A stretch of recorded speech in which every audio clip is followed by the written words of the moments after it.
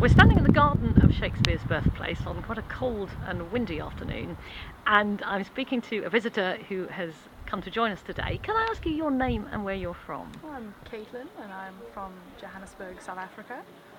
And you are at the end, I think, of a few months' stay in the UK, is that right? That's right, yeah.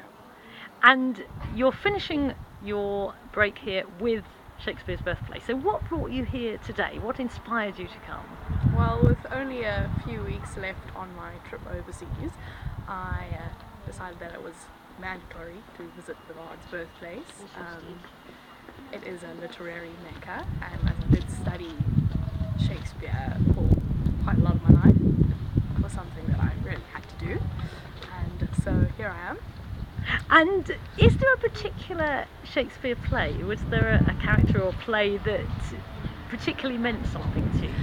My favourite Shakespeare is Hamlet. I think of him as the first and finest emo, and he's a very witty character, very dark humour that I can really relate to. Yeah, and I enjoy that one in particular. But that's interesting that you see him as a sort of emo hero. Yeah, no, you know, in a positive sense, he's quite hilarious, but it's a dark humour that I find quite appealing. I went through a stage in my teenage years of wearing black, and you know, I enjoy some witty banter as well, so I think I relate to him in some ways. Apart from the whole, you know, should I murder my uncle thing, never went through that, but that's particularly personal to him, isn't it, really? Yeah. So, yeah, and was that, do you think, I mean, was that through school? Was that through... It was the first play that we studied in university. The first Shakespeare, should I say.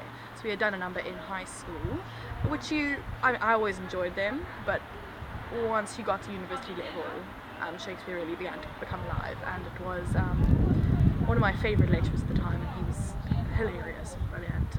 His name was Professor Walters, and I really enjoyed Hamlet with him, and I think that's why it is my favourite Shakespeare. And you're here today. Do you feel differently about Shakespeare now you've been through the house where he grew up? Yes, definitely. I think being able to visualise the Tudor lifestyle puts a very particular spin on him. You know, it's very small and pokey and kind of has crooked doors and the floors, you know, and you kind of imagine how he would have been living, and it wasn't such a glamorous thing, although I think can I say glamorized, that's not a word, I just made that up, but yeah, we sort of add that sparkle to Shakespeare, and I think the reality of it is that it was a lot more gritty and, you know, dirty and smelly, and that's quite interesting to think of in relation to how we see him or his work portrayed now, you know, modern adaptations, that sort of thing. So it's definitely good. Fantastic. To compare that, yeah. Well, it's wonderful to talk to you. Thanks very much for coming here just at the end of your trip. Yeah, well, thanks for having me. We look forward to seeing you again soon. Great. Thanks very much. Yeah. Thank you.